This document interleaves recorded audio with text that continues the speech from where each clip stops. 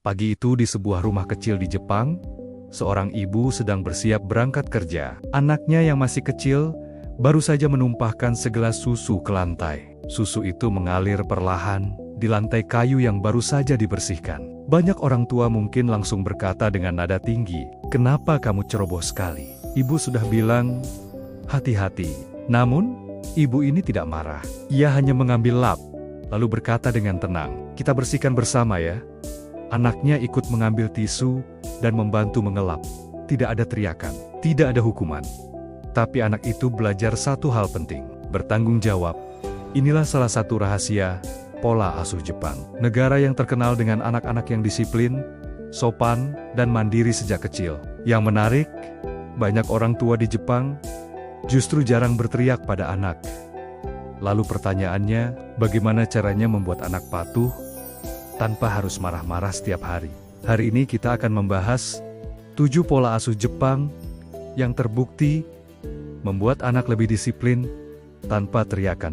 Bahkan beberapa di antaranya mungkin terasa sangat berbeda dengan cara kita dibesarkan dulu. Mari kita mulai dari yang pertama. Pola pertama adalah memberi contoh sebelum memberi perintah. Di Jepang, orang tua percaya bahwa anak belajar dari apa yang mereka lihat, bukan dari apa yang mereka dengar. Jika orang tua ingin anaknya disiplin, maka orang tua harus menunjukkan disiplin lebih dulu.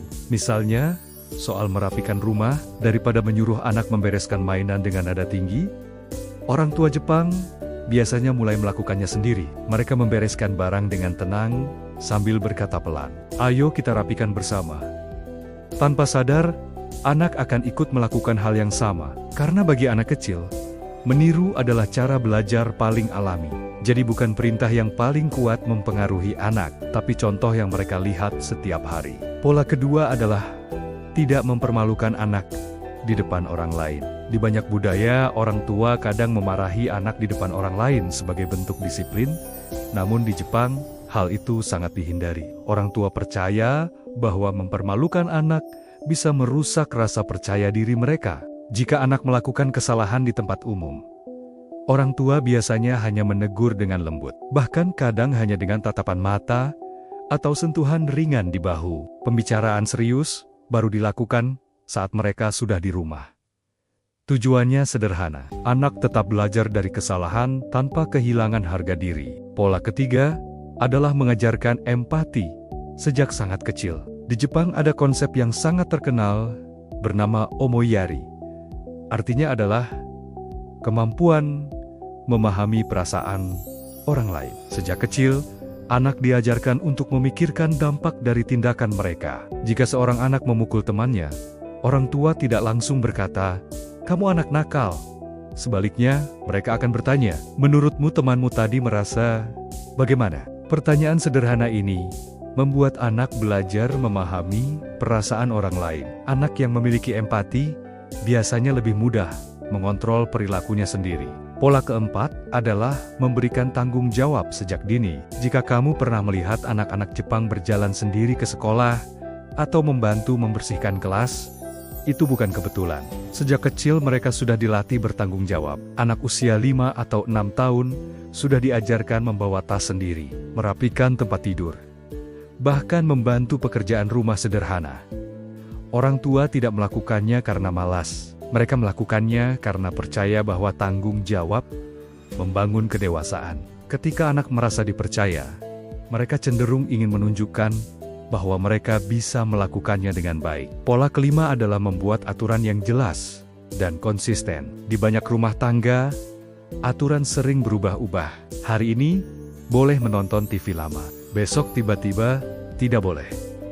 Hal ini membuat anak bingung. Di Jepang, aturan keluarga biasanya sangat jelas. Misalnya, waktu tidur, waktu belajar, waktu bermain. Ketika aturan sudah disepakati, orang tua menjalankannya dengan konsisten, tanpa perlu teriak, tanpa perlu marah, karena anak sudah tahu apa yang boleh dan tidak boleh dilakukan. Pola keenam adalah menggunakan pendekatan tenang saat anak tantrum. Tantrum adalah bagian normal dari perkembangan anak. Namun banyak orang tua justru ikut terpancing emosi ketika anak menangis keras. Orang tua Jepang biasanya melakukan hal yang berbeda. Mereka tidak langsung melawan emosi dengan emosi. Sebaliknya, mereka menunggu sampai anak mulai tenang. Baru setelah itu mereka berbicara dengan lembut. Ketika orang tua tetap tenang, anak perlahan belajar mengatur emosinya sendiri.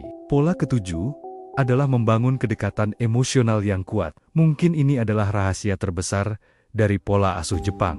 Banyak ibu di Jepang membangun hubungan yang sangat dekat dengan anaknya sejak kecil. Konsep ini sering disebut ame. Ame menggambarkan hubungan hangat, di mana anak merasa aman dan diterima sepenuhnya. Ketika anak merasa dicintai dan dipahami, mereka lebih mudah mendengarkan orang tua, bukan karena takut, tapi karena mereka menghormati hubungan itu. Sekarang bayangkan, jika semua pola ini diterapkan secara perlahan di rumah. Tidak ada teriakan setiap hari. Tidak ada perang emosi antara orang tua dan anak. Yang ada adalah komunikasi, kepercayaan, dan contoh nyata dari orang tua.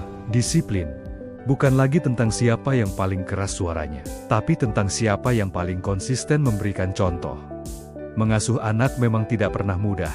Setiap orang tua pasti pernah merasa lelah, pernah merasa kesal, bahkan mungkin pernah menyesal setelah marah. Namun pola asuh Jepang mengingatkan kita pada satu hal sederhana. Anak tidak selalu membutuhkan orang tua yang sempurna. Mereka hanya membutuhkan orang tua yang mau belajar setiap hari. Jadi, mulai hari ini, mungkin kita bisa mencoba satu perubahan kecil. Bukan langsung marah saat anak melakukan kesalahan, tapi berhenti sejenak, tarik napas, lalu bertanya, apa yang sebenarnya ingin dia pelajari dari situasi ini?